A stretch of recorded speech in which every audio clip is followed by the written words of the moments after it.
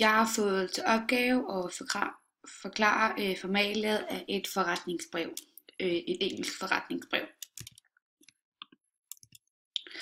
Her ser vi et eksempel på et engelsk forretningsbrev, og jeg vil nu gennemgå slavisk, hvad forretningsbrevets formalia skal indeholde.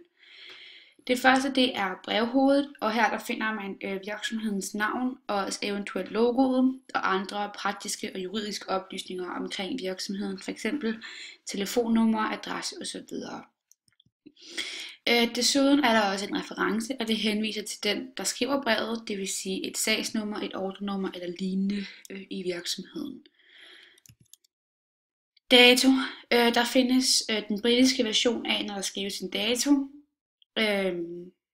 Det vil sige, at først oplyser man datoen, så måneden og så året, så for eksempel den 23. august 2010. Og så er der den amerikanske version, hvor man først oplyser måned, dato og så år. Og her er det for eksempel august 23. 2010. Det er vigtigt, at man altid husker at skrive månedens navn med stort. Modtageradresse. Det er normalt at skrive den fulde adresse i brevet, for at sikre, at alle relevante oplysninger er i selve brevet.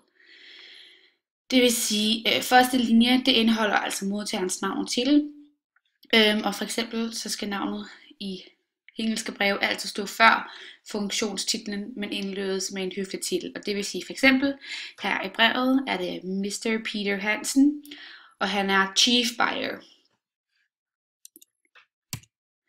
Så er der den indledende hilsen, og man begynder altid med en indledende hilsen, og der er forskellige måder at indlede hilsen på. Kender man ikke modtageren i virksomheden, så indleder man med Dear Sirs. Man indleder med Dear Sir or Madam, når man skriver til en bestemt person i virksomheden, men man kender ikke navnet. Derudover, hvis brevet er rettet til en bestemt person, hvis navn man kender, så bruger man Dear Mr., hvis det er en mand, man skriver til. Miss, hvis det er en kvinde, gift kvinde, man skriver til. Og det er for eksempel det samme i eksemplet. Her er det bare Dear Mr. Hansen. Hvis man skriver Dear Kim eller Dear Sarah, så bruger man en mindre formel indledning, og man kender modtageren godt. Overskrift, det er den del af brevet, der skal stå før den indledende hilsen, og der er det her, det er vigtigt, at man oplyser, hvad brevet handler om, så modtageren ikke kommer i tvivl. Og for eksempel i eksemplet, så er det organic cheese. Så er der selve brevteksten, og den skal være logisk, og desuden skal den også være opdelt i afsnit med mellemrum mellem hvert afsnit. Jeg vil gennemgå nu, hvad det gode forretningsbrev skal indeholde. Der er selve opbygningen, og her så er der indledning, og det beskriver kort, hvad er det man skriver, altså hvorfor ønsker man at skrive til selve virksomheden.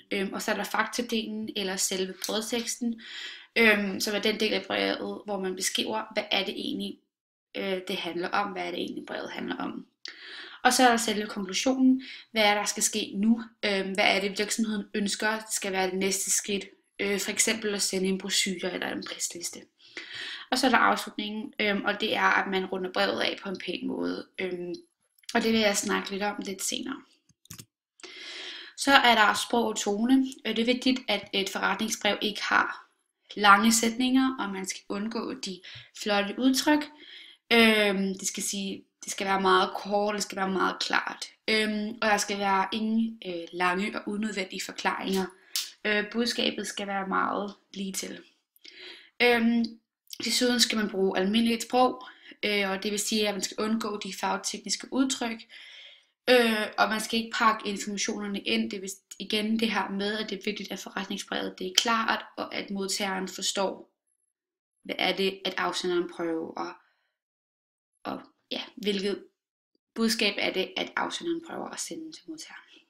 så er det præcist, og det vil sige, at man skal tjekke, at oplysningerne de er korrekte, og man skal huske at tjekke, at man har husket det hele, og desuden skal man til sidst altid huske at læse teksten igennem for stavefejl. Så er der som sagt en afsluttende hilsen. Den afsluttende titel afhænger af, hvem er det, man har skrevet brevet til. Og det vil sige, hvem er det, man startede med at skrive den indledende hilsen. Det afhænger af, om man så skal skrive den afsluttende hilsen. Man skriver yours faithfully, hvis man har startet med dear sirs, eller dear sir or dear madam. Man bruger yours sincerely, hvis man skriver til dear Mr. Miss, for eksempel feeling. Og det bruges, hvis brevet det er rettet til en bestemt person, hvis navn man kender, som sagt. Og best regards, det er for eksempel, hvis man skriver til dear Kenneth eller dear Sarah. Og det bruges selvfølgelig af mindre formelle, og man kender modtageren godt. Her i eksemplet, så er det yours sincerely, så det vil sige, at det var dear Mr. Hansen, man skrev til i brevet. Så det vil sige, at man kender personens navn. Så er der afsender og underskriftet, og det vil sige, at